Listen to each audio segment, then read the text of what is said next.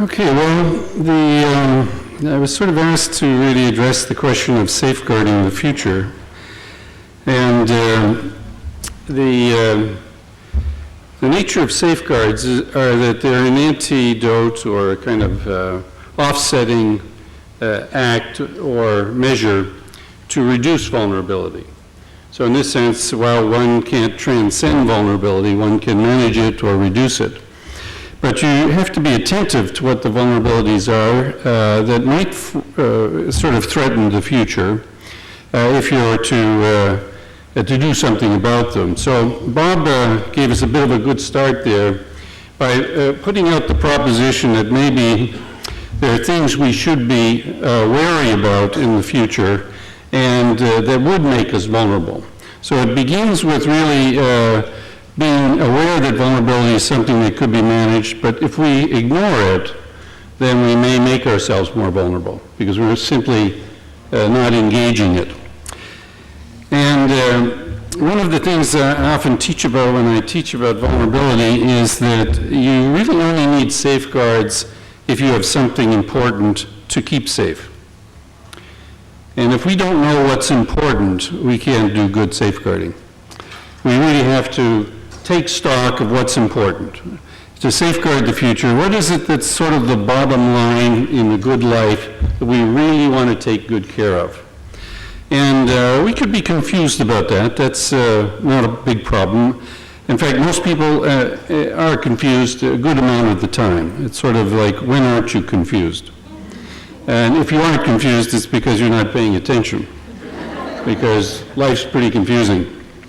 But we do have to clarify what is valuable, what is important, because we want to take care of it, and we want to safeguard it. But if we don't know what it is, then maybe we might lose it for not having paid attention to it. It's a bit like you don't worry about your health sometimes until you've lost it, or you don't worry about a relationship until you've lost it. So now's the time to think about what you don't want to lose, you don't want to see damaged. What is it? Because many things we could lose actually may be better for it. How many of you think you've simply got too much stuff in your house? You know, you bought that stuff thinking, oh, there's happiness with more material possessions, and all we've done is make it impossible to park the car in the garage.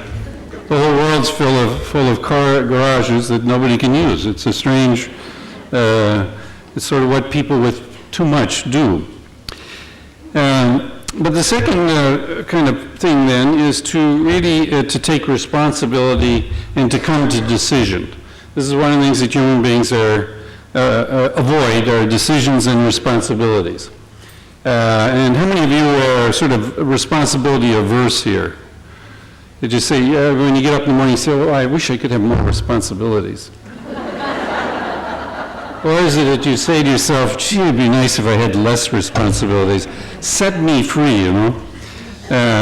So there's a philosophy in the philosophy actually called Personalism, which is that if anything's going to happen, you have to take responsibility to make it happen.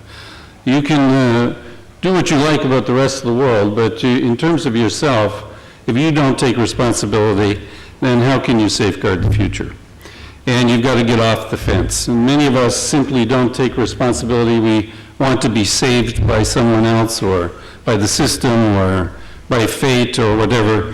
But you typically do better when you take responsibility and say, well, if anything's going to happen, I'm going to have to do it. And if you're willing to do that, then you have all kinds of strategies. But if you're willing to do nothing, you're toast. And if you're lonely, you can meet other people who are that way. There's a group called Toast R Us. So, you know, you're useless, but you have company. You know. A third vulnerability relative to safeguarding the future is vagueness. We prefer vagueness because it doesn't pin us down. We can kind of keep our options open. But to get anything done, you have to kind of not only take responsibility, but you now have to get specific. What in the world are you going to do that's responsible? And the more specific you are, the more likely you'll get it done. So people that stay vague get vague outcomes. And a lot of things are simply too important to leave them vague. You really have to confront our own unwillingness to kind of get specific about what we're going to do about the future. A third or fourth kind of vulnerability is that people that try to act alone are weaker and more vulnerable than people who are joined up with other people. Almost every kind of social measure shows that people with lots of social support simply thrive, and people that are islands unto themselves, heroic islands even, actually are simply much, much more vulnerable, get hurt more often, and so on. So in all things, you're better off with lots of people in your corner. And so in this sense, people with allies get things done and succeed. People with nobody in their corner, nobody on their side, everything is harder.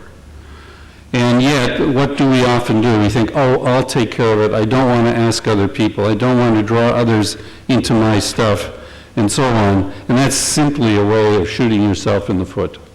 That the people that put their hands out to other people will find they will meet other people that are going to be there for them. And we don't need vast numbers, but we do need people in our corner. If you're going to safeguard the future, don't do it alone. Bring people into the project of safeguarding your future, whatever it might be. And don't say that they're not out there. They did a study here in this state where they tried to determine in rigorous scientific way how many nice people there are in the state of New South Wales. You've probably seen this, the write-up on that. And there was some debate about the outcome, but it was pretty clear it was between 3 and 4 people. All joking aside, we act like there's only 3 or 4 nice people in the world, and we're one of them. So that leaves only 3 maybe left. So this is why we should never look to other people for support, because they're all kind of unsupportive. They're probably just not nice people. But how many of you think that the math may be a little bit wrong on this? That there may be just a few more nice people than we're counting on. And that's what people have found. The people actually are a lot nicer, there's a lot more of them, and then what we've done is create a world where everybody is hostile to us, everybody would be counter to us, and so on and so forth. It's no wonder we look into that world and we think, oh, I'm depressed, I'm discouraged, because we've created the means for our own discouragement by this stereotype that, oh, there's only a handful of nice people. Though some days do feel like it, you know. And then there's the fact that we have to come to grips with the reality of time, that things do take time. I remember an agency director one time, I was doing an evaluation, he was saying, within 2 years, none of the people we serve will have services, because they're all going to have, the community's all going to step forward and take care of them. We went to a John O'Brien talk, and he figured, well, we can do this in 2 years, you know. Now, where he got that from, I don't know. Why not like 20 minutes then, you know? You have to make peace with time. Time gives you time to do things, and that's a blessing, but things do take time. And you need to sort of think about what I can do in the short run and what I can do in the long run, because time in the end affects what we can do. So in this sense, what you're trying to achieve, you have to put into some kind of a time frame. What am I going to do today? What am I going to do this year? And what am I going to do in coming years? And think about that. Because we often have more time than we think we have, and we do so little with the time we have, we end up wasting it. I've just got the time signal here. And there was another note she had on there, which is, how many times do I have to tell you this? So, a couple of other things on this then. One of the things we do is that we do need to refuel ourselves and recharge and renew ourselves. So you're going to safeguard the future, you've got to take care of you. And you got to take care of renewing yourself. Other people are not going to come along and renew you. You have to renew yourself. And if you do that, you'll be around for a long time doing a lot of good things. But if you don't invest in your own renewal, you'll be flat and you'll fizzle out. Because we have to take care of taking care of ourselves. And, if you're too busy to take care of yourself, you're essentially your own worst enemy. In this sense, you should never be so busy that you don't have time for yourself, in this sense. That's the responsible thing to do, because there'll be more of you if you take care of yourself. It's also important to recognize that one of our vulnerabilities is we don't change. We're not prepared to change, so we never revisit our ideas, our dreams, our philosophies. And if we did, it might be good, because then we could revise them. We could adapt them. We could change them, rather than simply become a victim of decisions we made years ago and patterns we agreed to years ago. Because part of what you need to do in life is change your mind, change the way you do things, and so on. And if you're willing to do that, then you can move with the times, you can adjust, you can make course corrections, that sort of thing. And you also need, one of the things we need a lot of, actually, is validation. We need to find out whether we're on the right track. And it's very important to get people and give feedback to you so that you can celebrate the things that did work, that were the right thing. Why? Because it's great to get some affirmation. People with affirmation, whatever form it came in, tend to get a kind of reinforcing effect from that. And if you don't get that, and if you don't celebrate the good things, well, first of all, nobody's going to invite you to parties. Now you know why. Because you don't see good anywhere, and you don't celebrate it. You're such a downer. And then lastly, a couple of things. One is that sooner or later somebody's got to be first, somebody's got to take the lead. Wherever there's leadership, there's hope and there's change and there's improvement. And where there's no leadership, there is no progress. So we really need people, not necessarily themselves to provide leadership all the time, but to support people that are providing leadership. If we kill off our leaders, don't support them, get in their way, become a kind of dead weight on our leaders, we're not doing anybody any good. So when we see leadership, we should applaud it and support it. When we have a chance ourselves to offer some, we should do that, because without leadership's very scarce. It needs nurturing, but wherever there's leadership, there's a possibility of doing something. And lastly, we don't drive ourselves from the outside. We live from within outward. And so if our spirit is weak, our outcomes will be weak.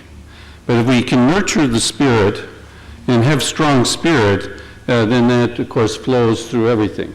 So what have we done to nurture the spirit? What have we done to develop the spiritual resources so that other things can thrive?